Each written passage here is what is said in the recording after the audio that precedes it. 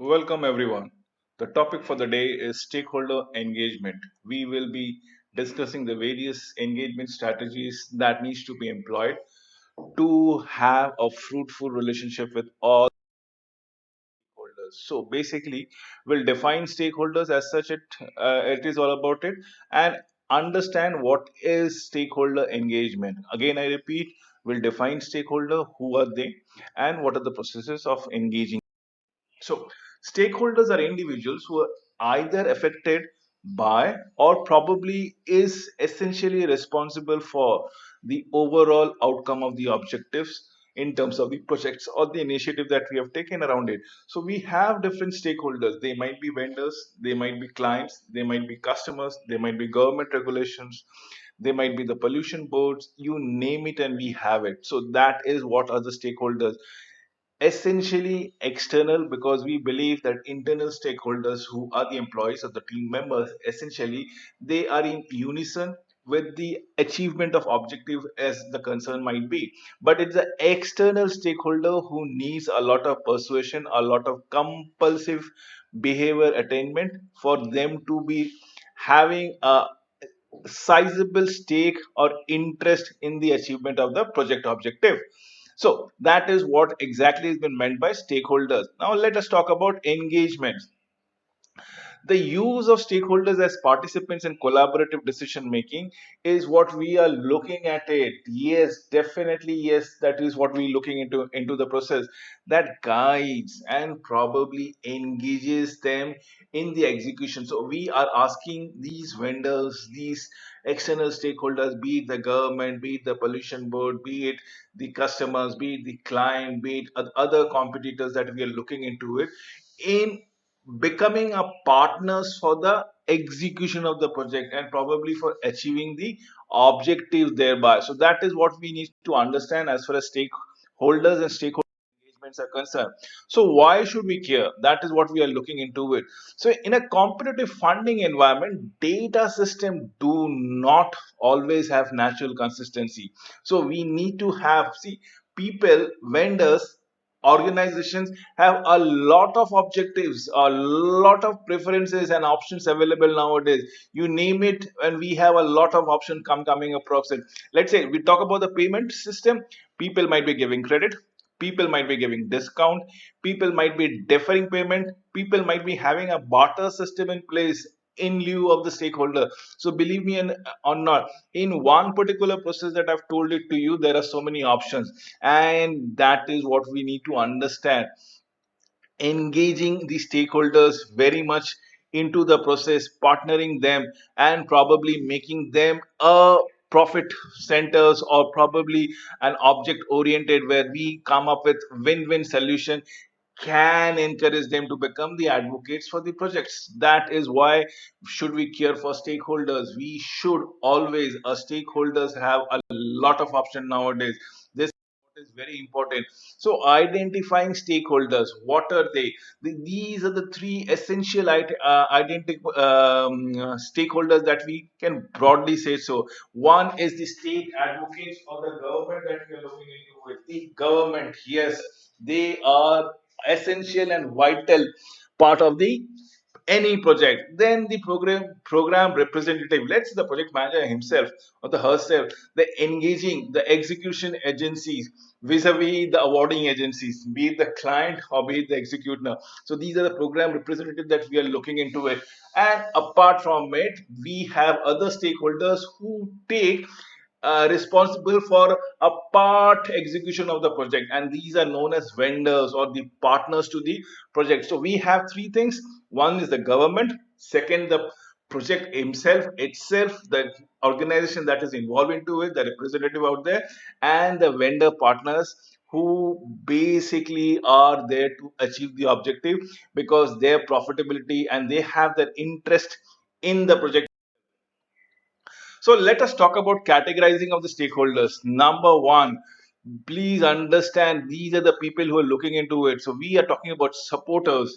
So who wants to achieve a project? The Awarding agency is the person or the organization who wants to have the stakeholder. Let's say we are building a dam, so there is an awarding agency. The government says, okay, fine, we are going to build a dam. The users, the consumers, so who is going to utilize these dam facilities? Like, probably we can utilize the water for irrigation. Yes, we can utilize the water for production of electricity. So consumers, users has to be taken into place. Then we talk about the implementers. Now, what are the implementers coming around it? As in, who itself, which engineering firm itself is engaged in building the dam. And then comes the decision maker. Now, this is where the decision maker has to be very proactive. People would like to have any place would have its pros and cons in with respect to building a dam. There might be, you might have to assert up a lot of villages or a lot of rural areas or urban people from a particular site, or probably there might be certain environmental impact assessment that needs to be done, or detrimental impact might be followed around it. Somewhere down the corner you have to take a very stern decision, and this decision makers are essential to it. Last but not the least are the leaders and the consultant that we are talking about it, as to which is the perfect place to build a dam. And believe me or not, I'm just glorifying one particular incident. A project can be anything. It can be building a rocket for that matter, building a spaceship for the matter, building a dam for the matter, or building a school for the matter, or for that matter a small shopping complex, as small as that is, we are talking around. So let us categorize the key decisions, key agencies altogether in terms of spokesperson, in terms of employees, and probably if we can document their responsibilities earnestly and sincerely into and make them aware as to what exactly and how exactly they will be benefited. So, strategies for engagement, we'll talk about the strategies for engagement. The most important thing is to let them know about the information percolating from the outcome of the project, how they are going to be impacted. The positive vibes needs to be informed, sensitized, intimated. So that is, this will invigorate an urge or urgency in them to become a partner of these stakeholders, to know what is their role. The following strategies, let us talk about it while developing ideas for a successful management. Now, what are the essential questions that comes around here? Here is the question that comes around it. From the first to the seventh question that comes, you need to understand who are the key users, end users. So who will ultimately the project will be benefiting. Definitely after that, identify what are the roadblocks, what are the impediment, what are the success factor, who are the facilitator. Apart from this thing, come to the third step, and this is where you got to go around it, as to identify sub questions. If you have identified there are impediments, now who are being directly been impacted and who can be cajoled enough or be made to understand as to what will be the beneficial, which will outrun the detrimental effects. So let us pinpoint a question altogether, pinpoint a segment altogether, pinpoint a particular section of the stakeholder. Now, based upon it, try to answer their queries, their worries, their issues. Why is there a negative opinion or a positive opinion? Now, in case there's a positive opinion, there you don't have any roadblocks at all. So you will get cooperation all the way around it. Only at the sense of having a roadblock issue being raised, I am trying to answer it in a negative fashions that we need to go around it. Now we'll come to the fifth question, where we need to understand how these data is to be collected, how these people has to be pacified, and if there are any. Once you have understood, this is the point, the fifth point is the most important point, because once you have understood the point out here, it becomes very easy to solve your problem. Now you have to modulate the changes, implement the changes, so that every stakeholder becomes a partner in your process, in the project that we are looking into it. So identify and answer the question, this becomes the easiest part that comes around it.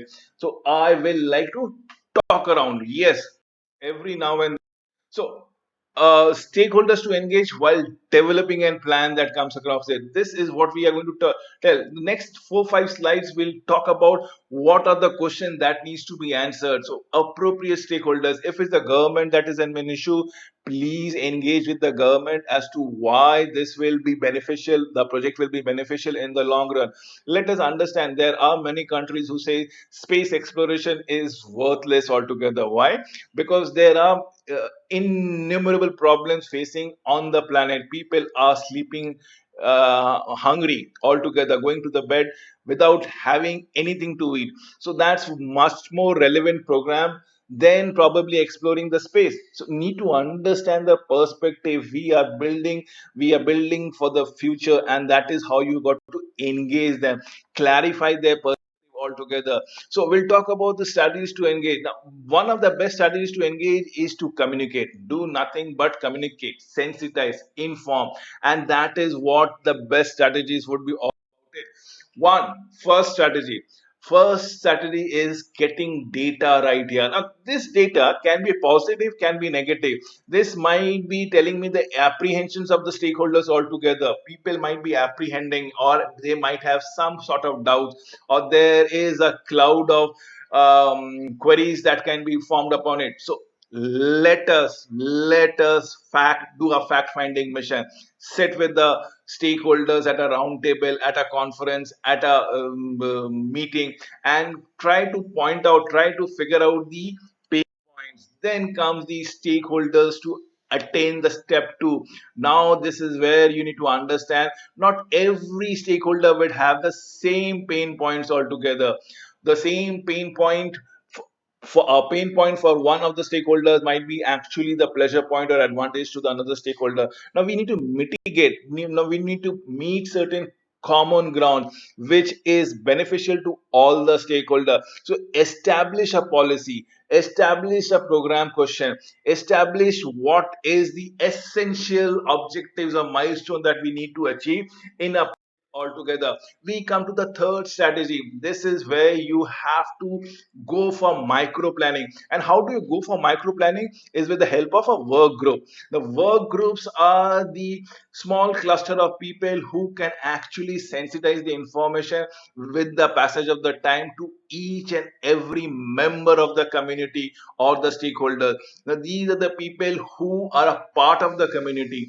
They will be able to relate much better in understanding the ambit of the project and probably explaining the ambit of the project to the stakeholders altogether. So this is of vital importance. Comes the strategy number four. What exactly is all about it? I have been a stern advocate of the communication tools. This is what infuses trust in the project. This is what infuses faith in the project leader, and probably this is the only tool which will engage all the stakeholders, and probably they will come forward in cooperating the process of implementation. So this is what we need to do. Have communication on a daily basis. Keep them abreast with the changing scenarios, situations, and probably facilitate them. Let us say we are building a metro railways in one of the oldest cities which we are going to go around it. So people will be ushered from the homes. Certain things would be actually removed from the as an obstacles while building the metro, and there will be vehement oppositions about it. But nevertheless, the people has to be sensitized that once the metro rail actually gets built up, it will only facilitate probably an economic mode of transport for the general public, as the case might be. So we have to build a communication tools to have remove those impediment at the very initial sessions that we are looking about it. So how do we go around it? The best method is to keep them informed, definitely yes, but solicit feedback. The second step is most important. Remember, this is where they will become a integral part of it. Once you start engaging with them, getting feedback and responding towards them allows representation from many agencies that happens around it. This is where people from different walks of life, different perspective will merge their views and come up with a the consensus opinion altogether, and that is what the tool is all about it. So to develop a stakeholder trust in progress, how do we say it? Number one, be prompt. This is what we are looking into it. always be prompt with any queries, any issues, anything that comes about it. And even if there are no queries, no issues, everybody is cooperation, why don't you actually own up certain information and give it to them, dissect those information in front of your stakeholder? This will only infuse a sense of confidence, and it is a confidence building measure that we go around it. One of the best method to do around this is for the technology to help. Probably what you can do is update in your home sites or home page, or probably encourage them with the web pages or conferences and calls like that. This is what we can do around it. Believe me, give them dates, give them times, give them communication material, let them have a reinforcement. Do not only talk, do not only write it down, probably give them some materials, handouts where they can ponder upon it, they can go for a discussion. Believe me or not, a follow up, a prompt response is everything that can change the game altogether. That is what the communication tools is all about it. So why do we need to have the stakeholders engaged? Why do we want them to be a partner in the process? Because there is nothing that can compromise being a partner.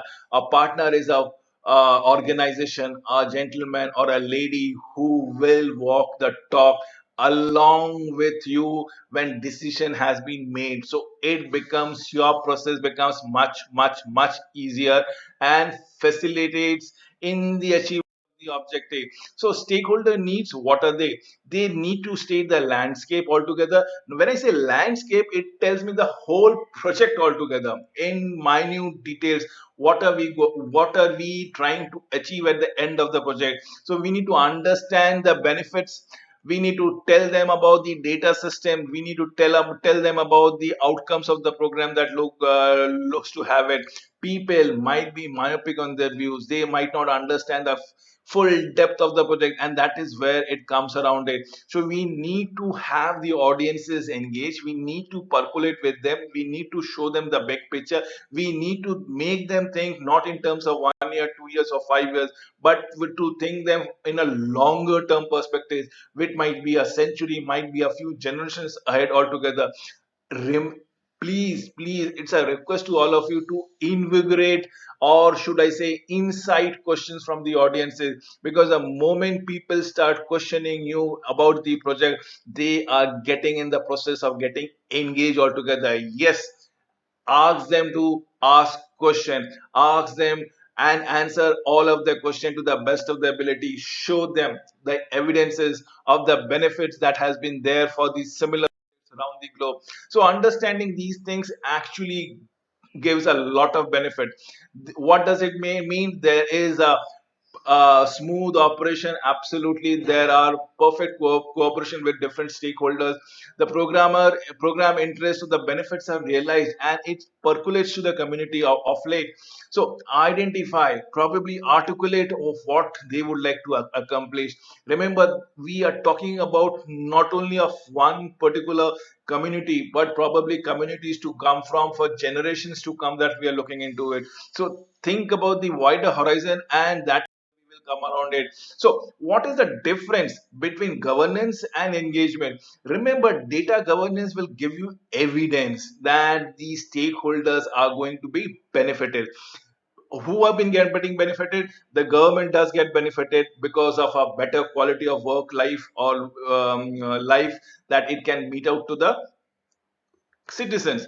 The company which is actually enacting the project gets to benefit it. At the end of the day, it adds to the profit line. The people, the customers are getting to go and get up on and benefited, because at the end of the day, they are going to experience a better living standard. We are talking about any and every stakeholders that goes around it. And how do we explicit these benefits? With the help of a data that can be shown around here. That is very important. So we have the data governance, and then we have the stakeholder.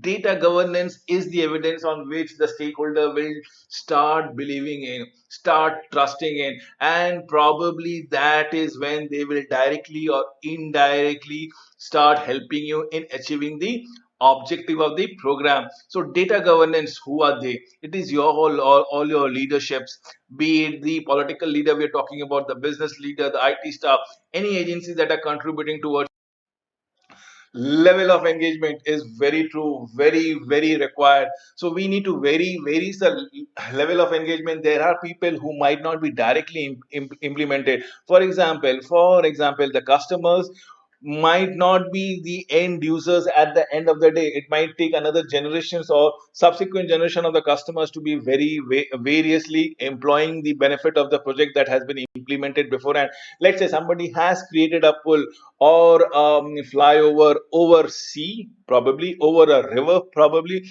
and it takes a lot of time to build it. People might not be actually having any commercial interest over the other side of the river or other side of the sea if you are looking into it. But eventually, when things the passage gets open up, people will start exploring. So we need to understand various stakeholders have got various interests, but believe or not, with the completion of the project, it will facilitate everybody, all the stakeholder, depending upon the need, depending upon the focus. And that is what can be depicted by data governance, which is consistent throughout the life of the project and the program. With this, I come to an end of this presentation. Thank you for watching this video.